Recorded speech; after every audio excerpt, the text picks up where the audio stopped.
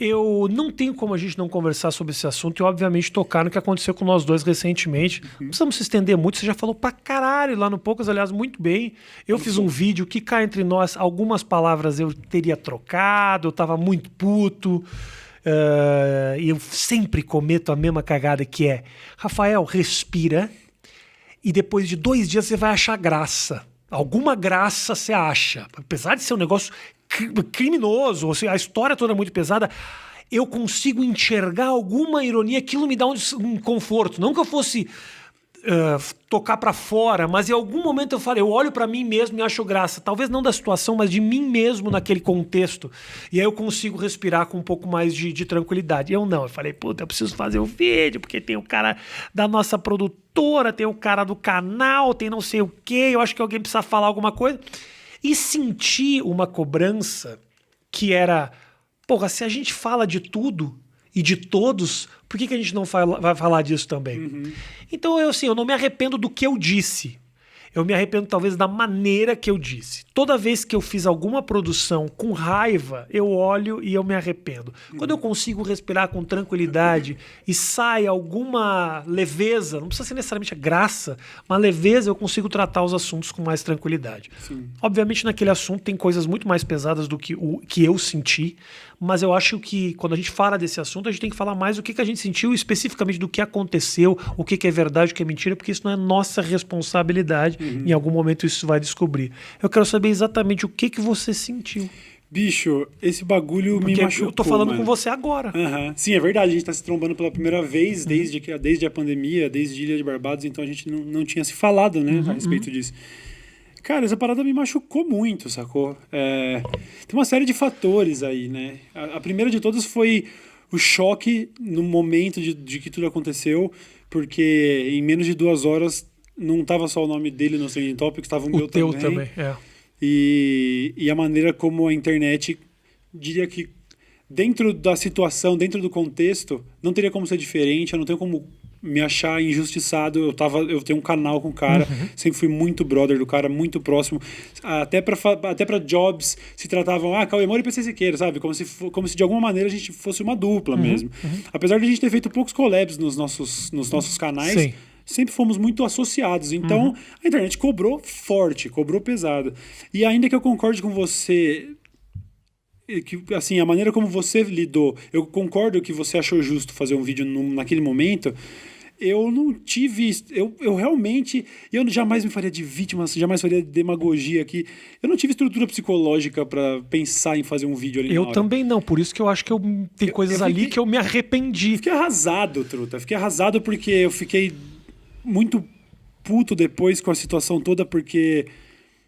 Sabe...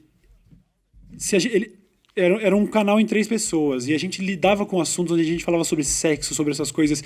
Se estourasse um escândalo de qualquer um de nós 3 relacionado a isso, os 3 iam se fuder. Então, eu entendo até o que ele pode estar sentindo agora, e isso não sai da minha cabeça, o tanto que ele tá sentindo que eu virei as costas ou coisa do tipo, mas eu precisei, mano, aproveitar que eu já tava trancado numa caverna por causa do Covid, eu me tranquei, saí da internet também, eu fiquei 2 meses sem fazer vídeo, foram 60 dias sem gravar, eu fiquei um mês e pouco sem fazer as streams que me pagam o meu salário e tal, porque o negócio foi destrutivo, assim, eu não conseguia entrar na internet, sacou? Foi foda e recebi ameaça de morte, xingamento de todo lado e o caralho, as pessoas tentando de alguma maneira, muitas pessoas tentando dizer, pô, descobrimos do cara, vamos ver o que não descobre do resto, quero te associar, né? De alguma forma. Então isso no crime que basicamente é o pior possível, talvez um dos piores possíveis, mas aqueles que, sabe, roubou dinheiro, você fala, pô, não fiz. Assassinato, a galera passa um pano, só vê o goleiro assassinato, Bruno. tem documentário de cara que acabou sendo liberado da cadeia, mas esse tipo de coisa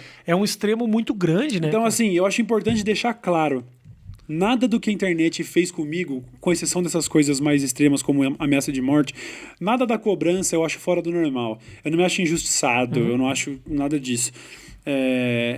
Mas a carga foi pesada, foi foda pra caralho, e eu já vinha mal porque eu falei muito sobre a chegada da pandemia no meu canal. Eu fiz uma dúzia de vídeos antes do primeiro caso no Brasil. A galera que me acompanha sabe como eu pilhei nessa história. Então, quando chegou, virou uma vibe virou horrível. um merdel, juntou eu fiquei preso em casa com 130 quilos, morrendo de medo de pegar o bagulho e morrer como obeso, sacou? Fiquei contando os quilos ali, vendo meu IMC pra saber quando eu vou deixar de ser obeso pra poder sair na rua, sacou? E faz 2 quilos que eu deixei de ser obeso e eu tô vindo aqui gravar, sacou? Então, isso já tinha sido horrível. E aí, tentando arranjar um jeito de ficar bem ali, gravando meus vídeos de casa que não tava funcionando. Eu voltei aí pro QG gravar com o Bulbasauro agora recentemente, mas... Você tá gravando do estúdio agora, Agora né? eu voltei a gravar do estúdio, mas já tava difícil de trampar, tava angustiante, e aí aconteceu essa porra aí. Aí, nossa, mano. Aí Sim, juntou tudo. Foram momentos depressivos, sacou? Cara, tem uma dessas coisas... eu aprendi um pouco nessa história aí, sabe? Porque é muito difícil também condenar e de longe e tudo mais. Eu já falei o que eu queria ter falado, não da maneira que eu queria ter falado, mas falei o que eu queria ter falado. Mas tem uma coisa que me fez acordar para muitas outras, que é o seguinte: eu esperava, e falei isso, inclusive, para ele já, eu esperava que tivesse algum pronunciamento que pelo menos não ficasse essa incógnita sobre todo mundo ao redor. E eu acho que rolou um movimento meio egoísta de pensar só em mim, em como que eu vou me livrar desse BO que tá nas minhas costas. Já falei isso pra ele.